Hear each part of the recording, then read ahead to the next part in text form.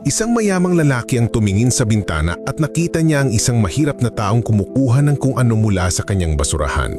Sinabi niya, "Salamat sa Diyos at hindi ako mahirap."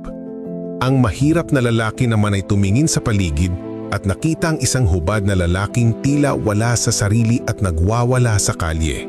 Sinabi niya, "Salamat sa Diyos at hindi ako nababaliw."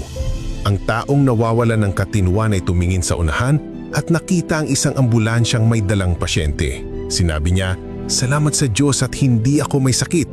Pagkatapos, ang isang may sakit sa ospital ay nakita ang trolley na may dalang bangkay papunta sa morgue. Sinabi niya, "Salamat sa Diyos at hindi pa ako patay." Tanging ang taong patay lamang ang hindi na makakapagpasalamat sa Diyos. Bakit hindi ka magpasalamat sa Diyos ngayon para sa lahat ng pagpapalang natanggap mo at para sa regalo ng buhay, para sa panibagong magandang araw? Ano ba talaga ang buhay? Para mas maunawaan mo ang buhay, kailangan mong pumunta sa 3 lugar. Una, ospital. Pangalawa, bilungguan. Pangatlo, sementeryo. Sa ospital, mauunawaan mo na walang mas hihigit sa kagandahan ng kalusugan. Sa bilungguan, makikita mo na ang kalayaan ang pinakamahalagang bagay.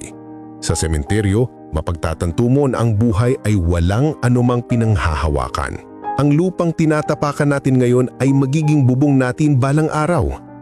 Malungkot na katotohanan, lahat tayo ay dumarating sa mundo na walang dala at aalis din na walang madadala.